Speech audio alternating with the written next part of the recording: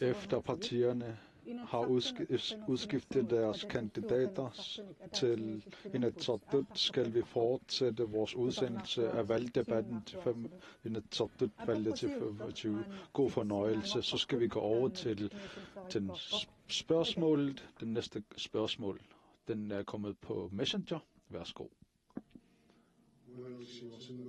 Jeg hedder Erik Siversen, direktør i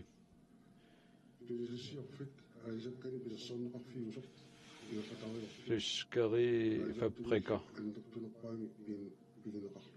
Er ejet, størstedelen er ejet af fiskere, og fiskere smider indvoldene af fisken til hverdag, og nogle gange smider hovederne væk, så det er mere rentabelt for fabrikken.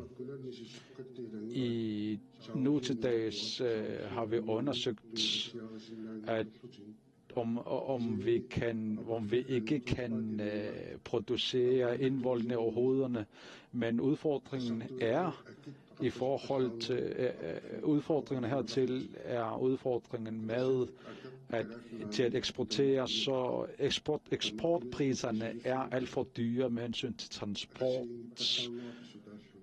og det kan man ikke, det er ikke rentabelt.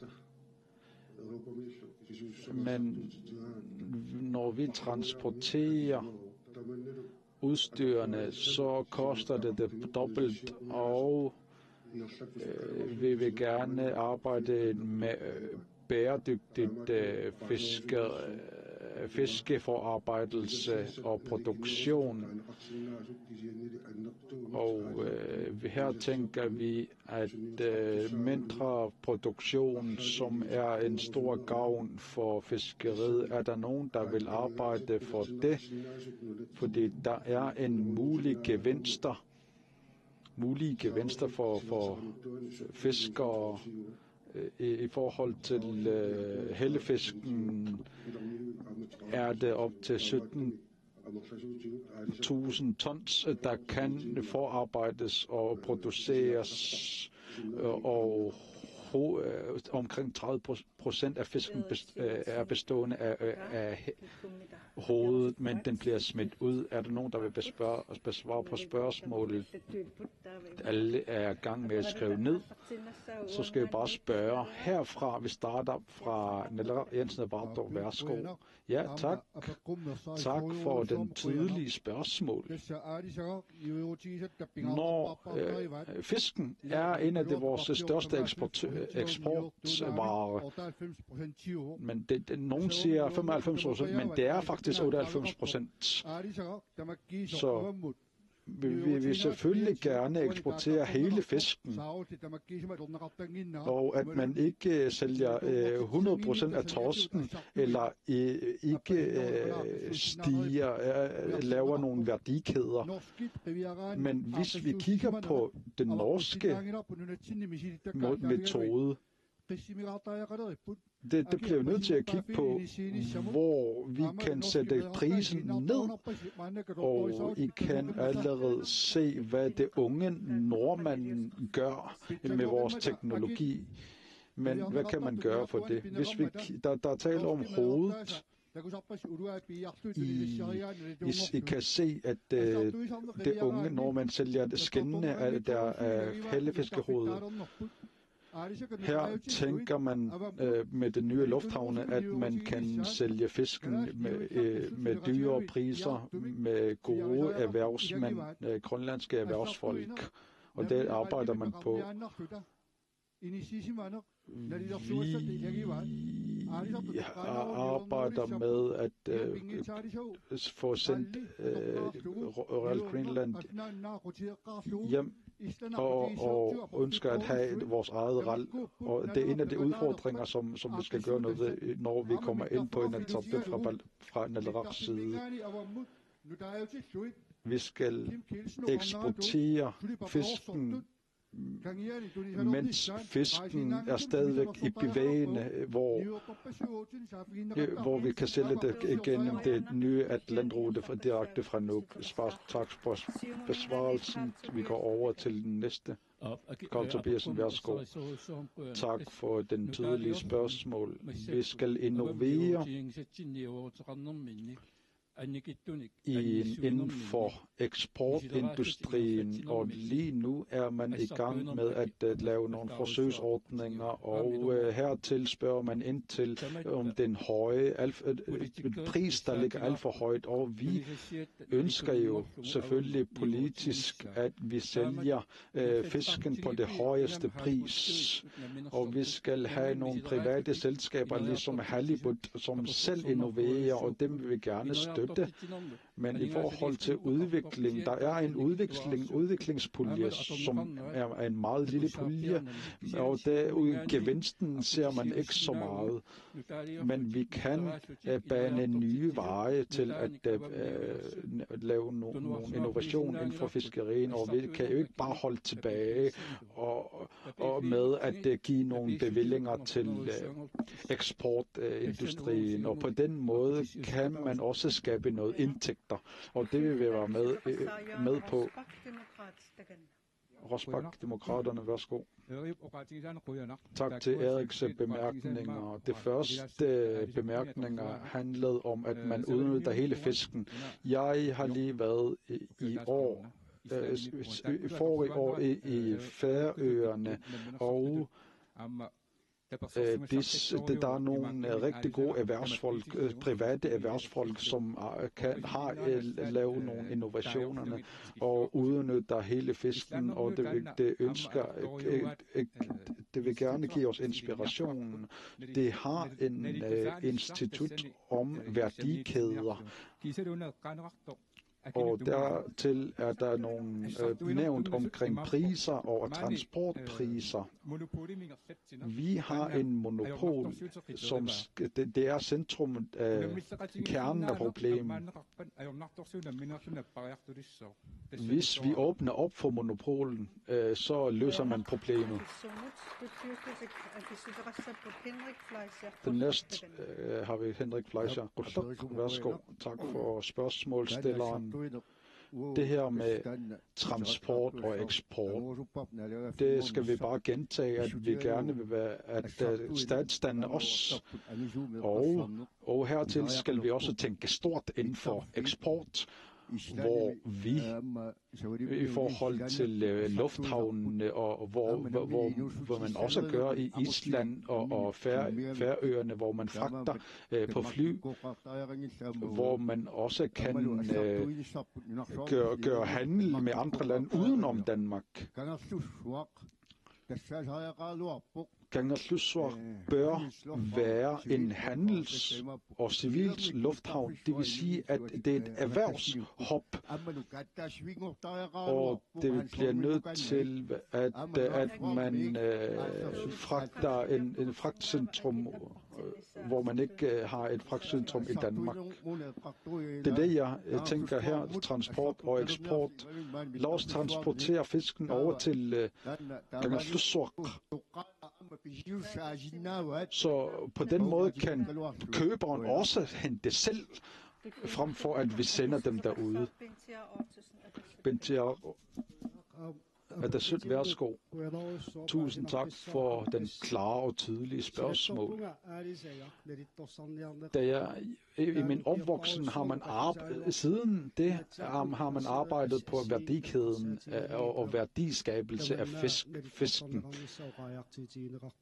Det har man drøftet om i rigtig mange år. Hvis vi kigger på 2018, under valgdebatten, var vi også inde på det. Men det er også rigtigt nok, at vi sælger næsten kun halvdelen, eller lidt over halvdelen af fisken. Så det er rigtigt nok, at man... vi har set forslag om at hjemtage. Hvad kan man gøre ved at gøre noget ved eksporteret? Og dertil vil jeg gerne nævne, vi kan gøre noget ved det med eksport, og vi sætter nogle afgifter, der bliver sat nogle afgifter fra det røde blok. Råvaretilsynsenheden vil gerne hjemtage. Dernæst har vi Aqalwaq fra IA. Ja, der er nogen, der gerne vil sætte værdi på indhandlinger, så vi vil gerne give en skulderskab til en innoverende erhvervsfolk. Vi skal have et lav pris, så den er attraktiv, så vi kan skabe udvikling her i landet. Og på den måde, så hvis vi skal have større ansvar, så skal vi gøre noget ved RAL. Skal man så sætte krav til RAL, men vi bliver nødt til at forhandle os til en lavere pris. Og for det andet, råvareområdet, lad os hjemtage den, fordi vi har råd til det, så vi ikke behøver at spørge om lov til Danmark hver gang, så vi også skal udarbejde vores eget lovgivning. Og dette omhandler også meget inden for transportområdet, så vi vil gerne skabe større værdi, og det indebærer, at man kender til området. Vi bliver nødt til at samarbejde om de forskellige priser for os for at skabe jobs, så vi skal være med til det. Så jeg vil gerne klappe skuldrene på Halibut-industrien.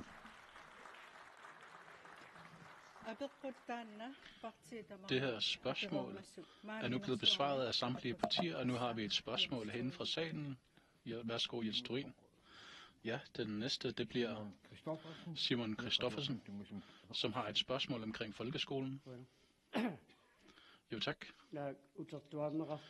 Det er ellers noget, der vender tilbage hele tiden. Folkeskolen, det er måske hver evig eneste valgrunde, der bliver stillet spørgsmål til folkeskolen. Vi ved alle sammen godt, at det er børnene, der er vores fremtid, og man siger hele tiden, at vi skal prøve at opnå at få bedre og større uddannelse.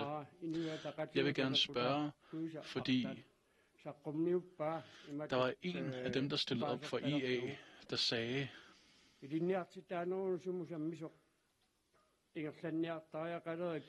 vi er nødt til at have større fokus på uddannelsesområdet. Og man er nødt, og det er et spørgsmål, om det er den studerende, der skal tilpasse sig uddannelsen, eller om det er uddannelsen, der skal tilpasse sig den studerende. I går,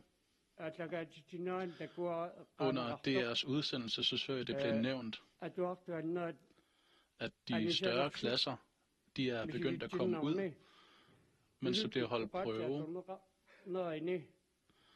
Og mens der bliver holdt prøver i engelsk, så er det 50%, der får topkarakter, og det var kun 30%, der fik topkarakter i dansk, og der kan man allerede se, hvilken stor forskel der er. Der var en af dem, der stillede op, som nævnte noget om folkeskolens fremtid. Altså, hvad er det for en slags folkeskole, I har visioner om, der skal være? Det ville være dejligt, hvis samtlige partier kunne svare på det. Simon Christoffersens spørgsmål, det var meget tydeligt. Hvem vil gerne svare på det? Den første, det er Nibe Olsen, der har markeret sig fra Demokratiet. Værsgo. Jo, mange tak til spørgsmålet, og jeg vil gerne svare på den måde, at vi har meget stor interesse for uddannelse. Mig, os, der står heroppe,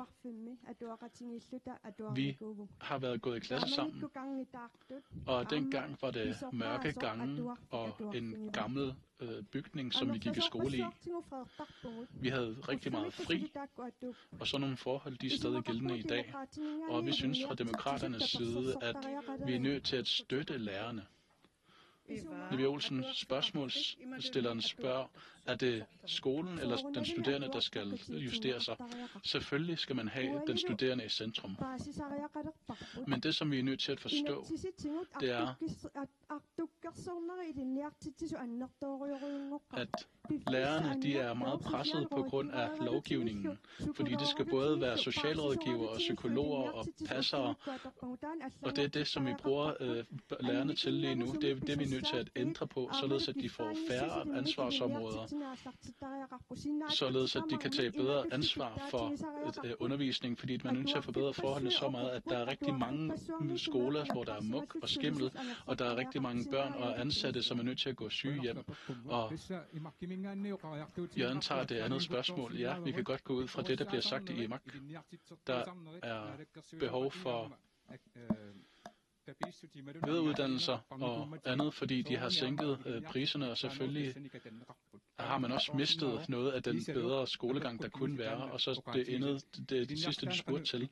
Altså, hvad er det for en vision, vi har på folkeskoleområdet? Vi forestiller os, at i bygderne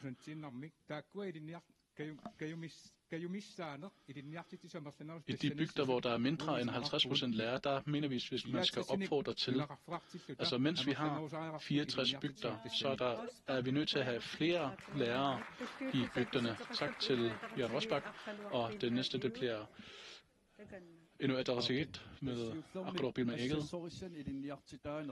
Jo, for det første mangler vi flere husflids- og håndværksmæssige uddannelser. Og vi har også været nødt til at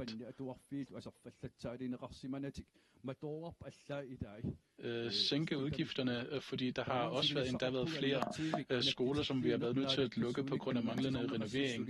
Og så arbejder vi også lige nu sammen med alle partierne om større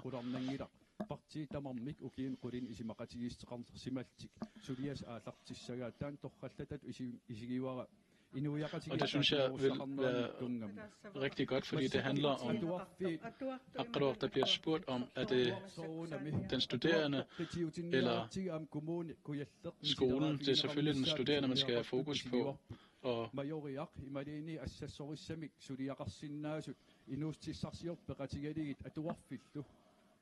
så er det et spørgsmål.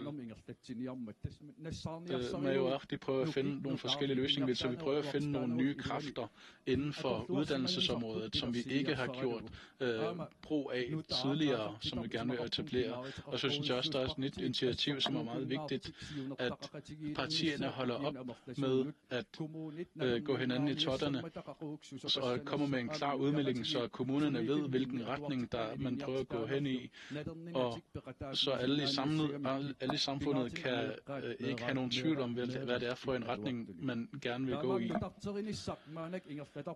Så vi prøver at modernisere og opdatere lige nu, som kommer til at skabe nye kræfter i samfundet. Jeg ved ikke, om Jens Ole har noget at tilføje. Man skal også tænke på, at hvis man ikke er blevet færdig, altså hvis man ikke er blevet færdig med folkeskolen, så kan man ikke tage en videre uddannelse. Så hvorfor er det så vigtigt at have i det her dokument? Der er gået 2 minutter, så vi går videre til det næste. Og den næste, der er markeret, det er fra Adasøt. Jens Frederik Møller, værsgo. Vi kan godt se, at den gode skole, den er ikke lykkedes særlig godt, fordi børnene de går ud af folkeskolen uden at vide, hvad det er, de gerne vil. Og så en del af reformen må indgå, at alle skoler, altså der skal børnene vide, hvad det er for en retning, de gerne vil ind i, før de går ud af folkeskolen. Det er den vej, vi er nødt til at gå. Og det skal være sammen med lærerne, at børnene skal vide, hvad det er, de gerne vil, når de er færdige med folkeskolen. Jeg vil gerne som det første nævne, at det er selvfølgelig barnet, der skal være i centrum. Vi har 13.000 og nogle børn og elever her i landet, og det er 48% af dem, Hvad skal vi så gøre? Det er derfor, vi er nødt til at prøve at gøre noget.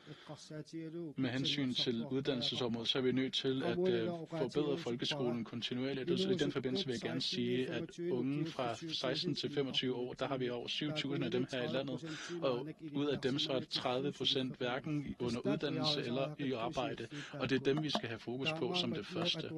Således at folkeskolen, der mener jeg, at under den her kommende valgperiode, der er man nødt til at have absolut fokus på dem, fordi det er børnene, der er vores fremtid, og vi har alle sammen værdi. Tak. Og den næste, der er markeret, det er Anton Frederiksen fra Naleraq. Værsgo. Jo, tak til Simon for et meget interessant spørgsmål. Uddannelse og skolegang, det er noget, vi er nødt til at evaluere kontinuerligt på, og vi må også spørge os selv, om den gode skole er lykkedes godt.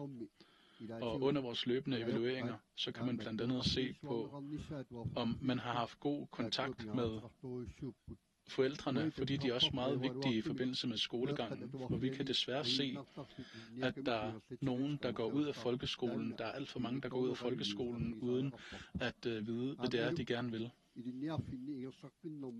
Og når man så går videre i uddannelsessystemet, så er man nødt til at kunne gøre bedre brug af vores grønlandske sprog, fordi det forholder sig sådan, at i forskellige uddannelser, så er det, at man skal holde prøve, hvor man ikke kan tale sit modersmål, og det kan selvfølgelig give dårligere karakterer.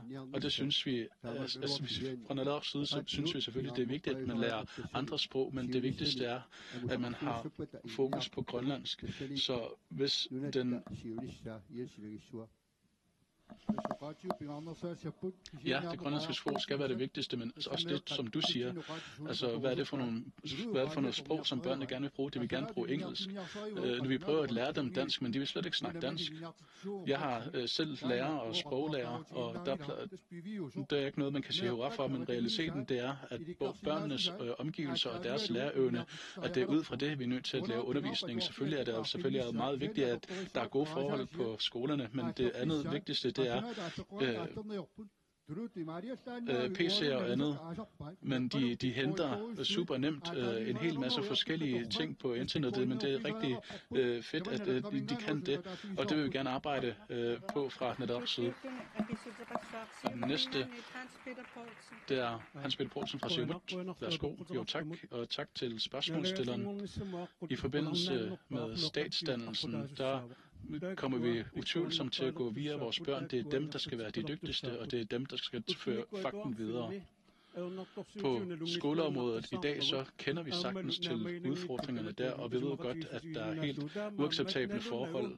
Så det ved vi godt alle sammen. Så når vi godt ved, at de gerne vil statsdannelse, og når vi samtidig godt ved, at det er fiskeriet, der kommer til at holde os op, og vi gerne vil have fokus på turisme og råstoffer. Så vi er nødt til at begynde at lære vores børn omkring de her forskellige ting. Og det er først, når vi gør det, vi kan sikre vores fremtid. Selvfølgelig skal vi gå ud fra vores grønlandske sprog, men engelsk, det skal være det andet vigtigste sprog her. Og så skal vi ikke glemme, at der er rigtig mange børn, der har særlige behov. Og vi ved godt, at der er mange børn med særlige behov. Hvis de er kommet tidligt i børnehaven, så er det så sådan, at der skal være flere fag, Hans Peter Poulsen? Skal der være flere fag? Er det det, du tænker? Man skal lave en justering og en tilpasning, og man skal justere i forhold til det, som vi gerne vil have fokus på, rent erhvervsmæssigt, og det handler om fiskeri, turisme og råstoffer. Og det næste, det er Rutlaq, og det er Erik Lange, der svarer. Værsgo. Ja, er lyden god nok? Altså, den gode skole, det er ikke lykkedes særlig godt, og det er meget tydeligt. Altså rent kulturelt, og den måde, man lever på, og det, man spiser i hverdagen. Altså det er alle de ting, der bliver berørt. Efter den gode skole blev indført, og lærerne de har anstrengt sig rigtig meget. Hvis vi tager 2023 lidt som eksempel, så er det næsten alle 10. klasserne, som har fri, fordi lærerne de er så anstrengte lige nu i forbindelse med organiseringen af den gode skole. Det har så medført, at vi rent kulturelt og den måde, som vi lever på, den måde, som vi spiser på, den måde, som vi tjener penge på her i landet, hvilken slags land vi er. Den slags indgår slet ikke i en god skole, og det er derfor vores børn og vores unge måske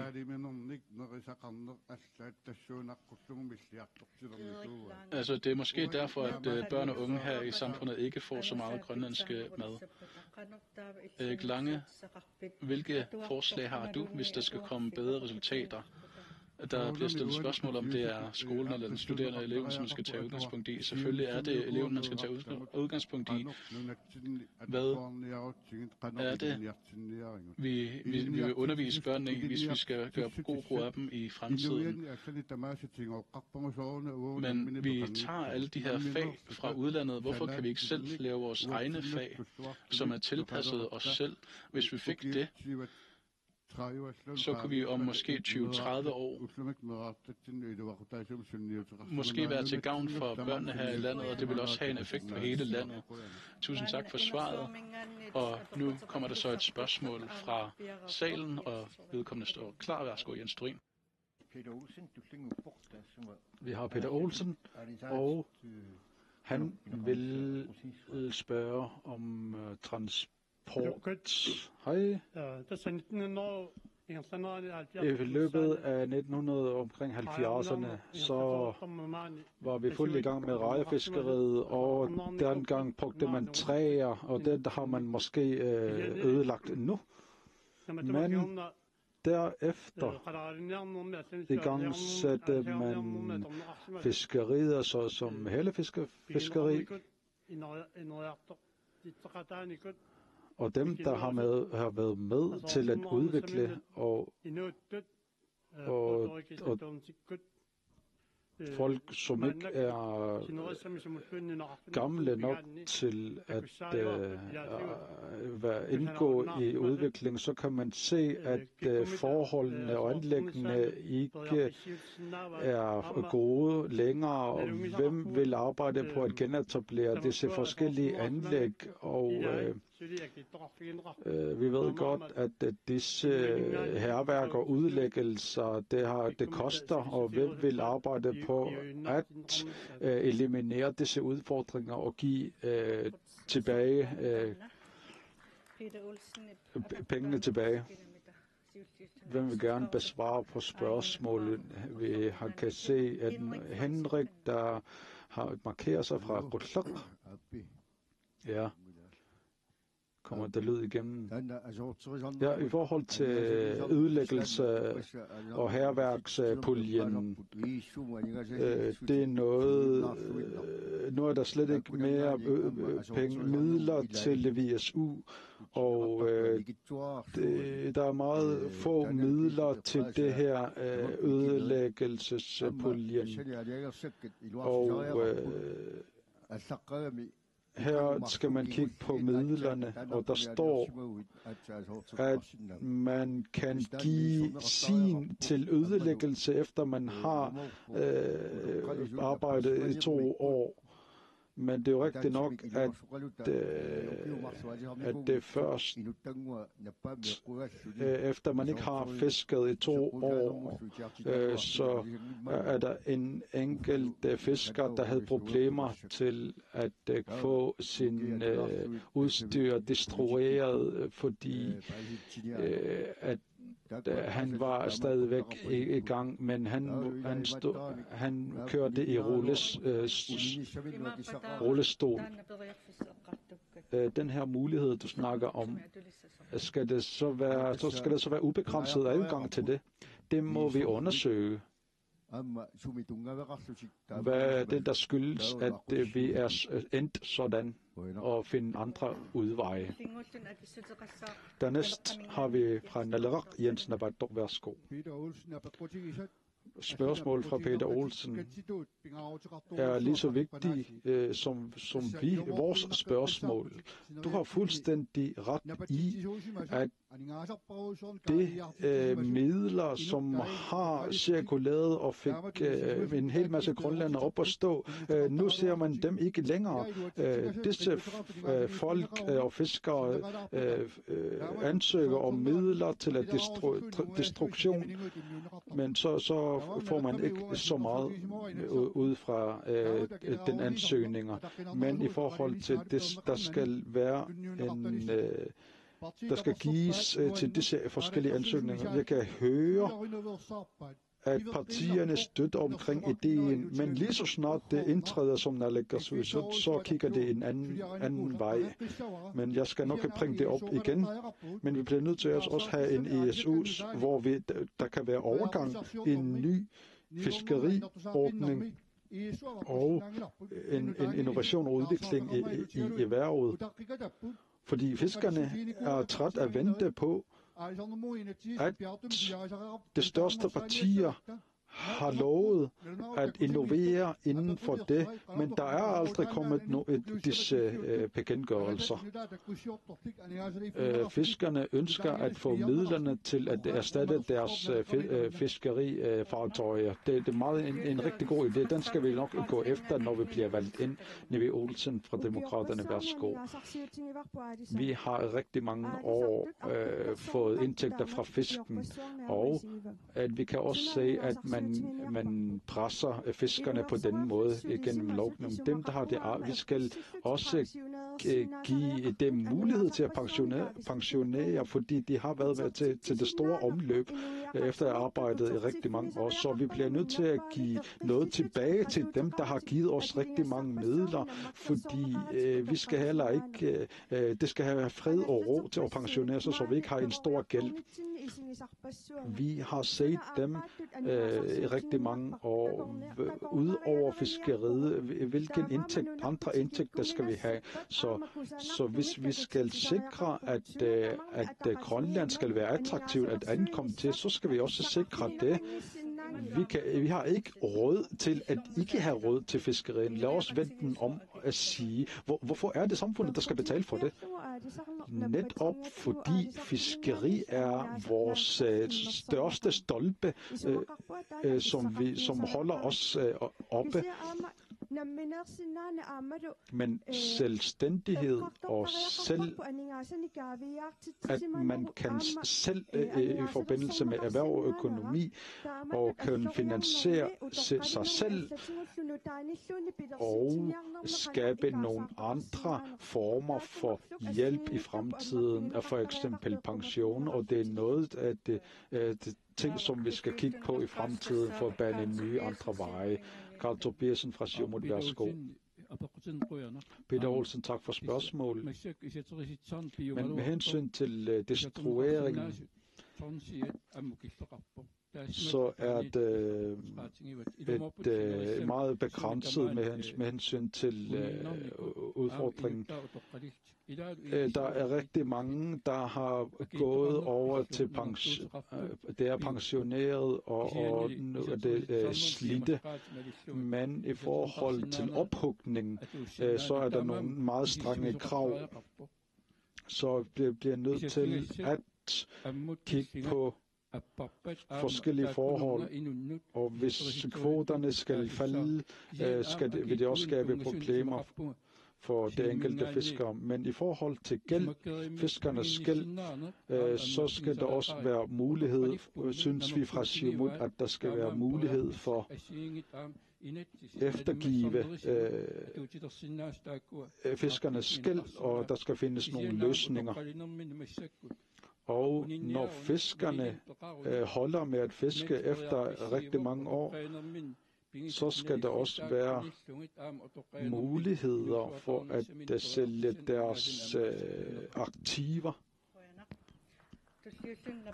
Dernæst har vi Aqaloq Bilman Eged fra Inuit Ataqatigiit, værsgo. Den vigtige opgave finder vi meget vigtigt. Vi ved godt, at der ikke er nok hænder til at varetage det krav, der kommer fra de forskellige vinkler. Men i forhold til ophugning eller eftergivning af det forskellige gæld, dertil skal der findes løsninger. Så det vil sige, at der skal være øremærket flere midler til det. Lige nu er der dialog omkring, at man kan lave en pulje, så frem det giver mulighed inden for finansloven. Så med hensyn til spørgsmålet, kan vi i en god samarbejde med partierne finde den bedste løsning? Så jeg skal dertil sige, at sagen er i gang, og vi er allerede klar til at efterleve disse arbejde og gøre det en realitet. Og der var også spørgsmål omkring, hvem der skal betale det om. Hvem er det? Er det så samfundet, der skal betale for det? Men så fremt fiskerne ikke betaler deres gæld, så bliver vi nødt til at tage hånd om dem, selvfølgelig. Bentiara, er det sødt, værsgo. Med hensyn til ophugningsmidlerne eller puljen, dertil synes vi, at vi fra vores side er åben for at finde alternativer.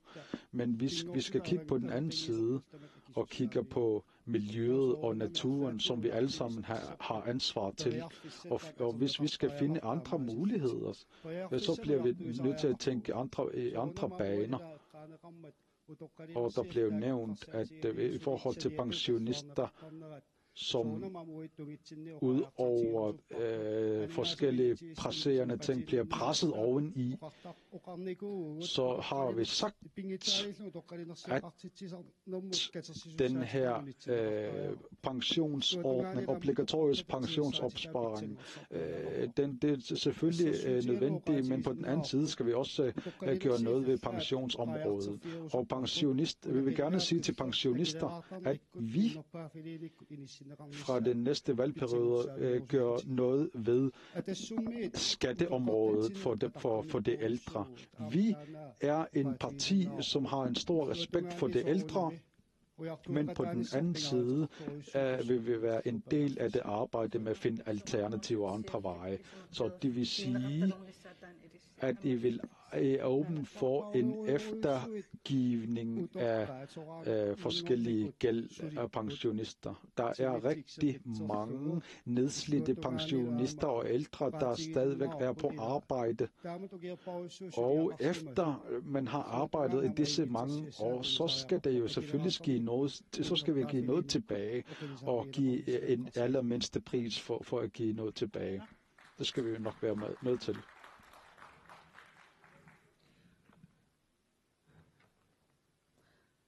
Ja, tak. Vi går over til den næste spørgsmålsstiller. Og den næste, der står klar, kan stille sit spørgsmål. Værsgo. Den næste, det er Clara Eriksen. Værsgo. Hej med jer. Man har allerede nævnt lidt om den gode skole, men det, jeg gerne vil spille spørgsmål om, det er, hvem er det, der gerne vil lave ændringer i den gode skole lige nu, når de kommer ind, fordi vi taber mere og mere de unge. Og de unge børn, de får flere og flere og andre færdigheder. Så der er flere og flere, som vi taber på nuværende tidspunkt. Og på grund af det, altså hvem er det, når de kommer ind, at de gerne vil gøre noget i folkeskoleområdet? Tak for spørgsmålet. Og så kigger jeg på dem, der skal svare her. Kan jeg se den første, der markerer?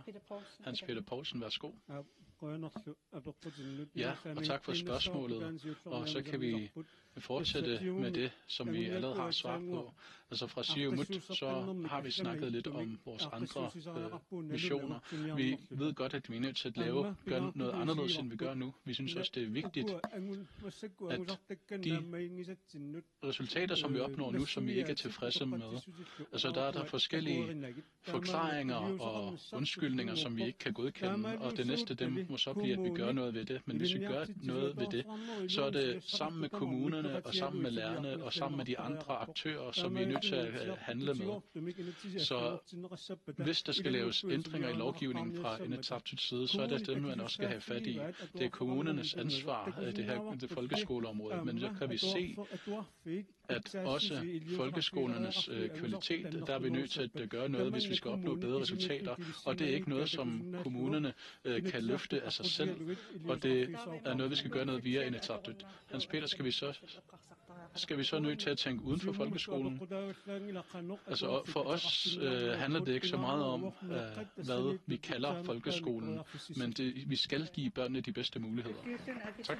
Og den næste, der svarer, det bliver Anton Frederiksen fra Naleraq. Værsgo. Jo, tak. Også tak til Laura for dit meget interessante spørgsmål. Det forholder sig sådan, at det er fuldstændig nødvendigt, at når samfundet kører, så skal vi lave løbende evalueringer også på folkeskoleområdet. Fordi man kan ikke komme udenom, at når man laver de her evalueringer, så er man nødt til at også at medtænke forældrene, lærerforeningerne og også andre interessenter inden for uddannelsesområdet, som er nødt til at bidrage til det her område. Det er ikke kun Inatsisartut, som skal forholde sig til at løfte det her område. Det er alle aktører og interessenter, hvor man også tænker på den længere fremtid, hvor man er nødt til at prøve at finde en god og ordentlig måde at løse den her opgave på. Det er ikke et spørgsmål om, hvad man skal kalde den næste ordning. Det vigtigste og mest nødvendigste, det er, at når børnene kommer ud af folkeskolen, så skal de opnå gode resultater, således at de har bedre mulighed for at tage en videre uddannelse. Det er meget, meget vigtigt, fordi i samfundet mangler vi jo altid uddannet arbejde, også inden for håndværksbranchen. Fordi vi kan jo ikke alle sammen blive jurister. Anton Frederiksen, forholder det sig så sådan, at den gode skole, det vil vi ændre på, eller hvad? Det er sådan, jeg forstår det. Ja, hvis det er nødvendigt, så skal vi nok lave ændringer. Fordi det er et behovsspørgsmål, og det er også noget, man skal vurdere på i forbindelse med en evaluering. Anser du det som nødvendigt? Jeg synes, det er absolut nødvendigt, at man laver ændringer. Vi er nødt til at forhøje vores uddannelsesområde, vores uddannelsesniveau. Og tak for spørgsmålet. Tak til Anton Frederiksen. Den næste, der får mulighed for at svare, det er Jørgen Rosbach fra Demokraterne. Værsgo. Jo, tak for spørgsmålet. Den gode skole, hvordan er det, man vil ændre på den? Hvis man skal ændre på den, så synes jeg, at der var en masse underskriftsindsamlinger sidste år, hvor forældrene fra folkeskolen lavede en masse underskriftsindsamlinger. Der var en klasse, hvor der var cirka 26-28 elever, og når nye lærere kommer ind i systemet, så bliver de forskrækket over forholdene, og de gamle lærere, de er nedslidte, og så tænker man, at man er nødt til at ændre på forholdene. Men hvad er det, der er kimen i det her? Hvis det er en mangel i folkeskoleområdet, så er det noget, som selvstyret kan arbejde sammen med kommunerne om. Men i MAK, så kan vi se, og hvis man ser på redegørelserne, så kan man se, at man bliver påpeget tydeligt på forskellige forhold til Inatsisartut, men der er ikke nogen, der hører, hvad vi siger i MAK. Jørgen Rosbach, vil du lave ændringer i den gode skole? Den gode skole kan man lave ændringer i, hvis der er behov for det. For eksempel, da jeg var i Finland, under et seminar for nordiske lærere, så kom jeg med et rigtig godt indslag, men så var der nogen, der kritiserede det og sagde, jeres 3. klasser og 7. klasser, dem evaluerer I på, og når der så er blevet evalueret på dem, så er det børn, der måske ikke er blevet mentalt stærke endnu, som bliver undertrykket, og det ser man igen i 7. klasse, når et barn har opnået dårlige resultater, en elev har opnået dårlige resultater, så kan man se, at de opnår de samme dårlige resultater, og bare det her er vi nødt til at snakke om. Det forholder sig ikke sådan, at vi skal lave andre måder at evaluere på, men vi er nødt til at blive enige om, hvordan er det, den gode skole kan blive endnu bedre. Og så er det Bentia Ottosen, og der skal værsgo. Jeg er meget glad for, at de andre partier er begyndt at lytte til os, fordi vi har for længst sagt, at den gode skole ikke er lykkedes særlig godt.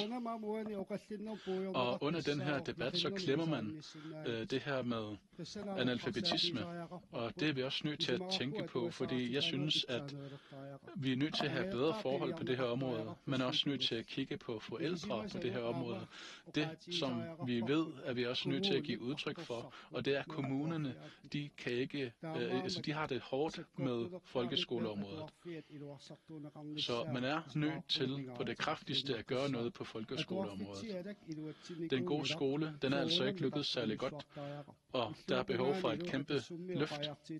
Og fra Adassut side, så vil vi gerne sige, at man er nødt til at genindføre 11. klasse. Bentia Ottosen, du siger, at det ikke er lykkedes med folkeskolen. Hvordan skal man så ordne det, eller organisere det? Jeg har sagt det, man skal genindføre 11. klasse, og der vil jeg gerne sige noget, som er meget, meget vigtigt. Det er børnene, som er vores fremtid. Børnene er vores fremtid, de har en værdi, og vi er nødt til at se på dem alle sammen. Derfor skal folkeskolen være noget, der baner vejen for, at man kan komme videre i uddannelsessystemet. Tak. Og den næste, det bliver Rutlop, og det er Henrik Fleischer, der er markeret. Værsgo. Politik, det er undersøgelse, placering og flertal. Man er nødt til at forhøre sig hos børnene, hos forældrene, hos lærerne, hos IMAK, hvordan man kan finde den bedste løsning på folkeskoleområdet. Man skal igennem alle interessenterne. Vi kan ikke bare udfalde lyden. Det duer ikke. Hvilken politik har I så? Altså, skal vi lære dem ud fra, hvordan vi selv er, eller skal vi lære dem ud fra, hvordan vi er en kollega? Hvis vi kigger udad til, set fra Japans side, så kan vi se, hvordan de er blevet oplært, og hvor meget der bliver indstillet i dem, at de skal tage ansvar. Og det må vi også nødt til at gøre her, hvis vi skal lave statsdannelse. Men det er samtlige interessenter, der skal inddrages. Og hvorfor man træffer en eneste beslutning, det er den bedste måde at gøre det på, at alle aktører bliver delagtiggjort. Jeg er fra Rutlop. Hvad har I tænkt jer at gøre med hensyn til folkeskoleområdet? Hvilken politik har I? Jo, vores politik er, at vi skal statsdanne os. Og det er med udgangspunkt i os selv, at vi også skal køre uddannelsesområdet. For eksempel vores organisation, det er nu, at vi har børnehaven, og så har vi folkeskolen, og så har vi de andre uddannelser.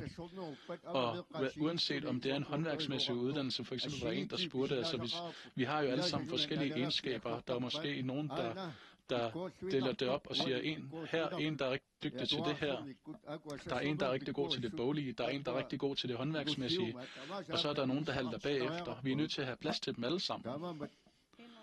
Henrik Fleischer, tak for dit svar. Og den næste, der svarer, det er Aklor Bilman Eged fra Inuit Ataqatigiit. Eller også er det Jens Ole Nathaniel. Værsgo.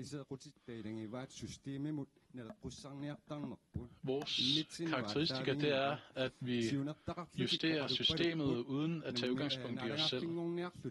De snakker om statsdannelse, men før vi når dertil, så er vi nødt til at tilpasse os i forhold til vores egne forhold.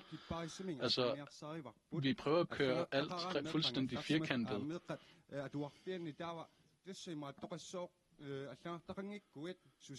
Altså, hvis du ikke har et stykke papir, der siger, at du er blevet færdig med folkeskolen, så kan du ikke noget, selvom det kunne være, at du er meget dygtig til et eller andet håndværk, eller det måske er på grund af, at du har noget ordblindhed, at du ikke kan få det her dokument. Altså, det er ikke det, vi vil have fokus på. Altså, vi mangler mekanikere og elektrikere i bygderne. Dem kan man også sagtens bygge videre på. Hvem er det, der siger, at man kun er dygtige, hvis man har et stykke papir, som siger, at man er blevet færdig med en folkeskole. Vi er også nødt til at give mulighed og lave tilpasninger i forhold til samfundet. Altså, hvor vi tager udgangspunkt i os selv. Vi er nødt til at kunne bruge alle mennesker i forhold til det, som de er dygtige til, hvis vi skal lave statsdannelse, eller opnå statsdannelse. Tak. Det her spørgsmål er nu blevet besvaret af samtlige partier, og nu er vi så færdige med anden del af den her debat. Vi holder en 10 minutters pause, og så håber vi, at I vil se med igen efter pausen.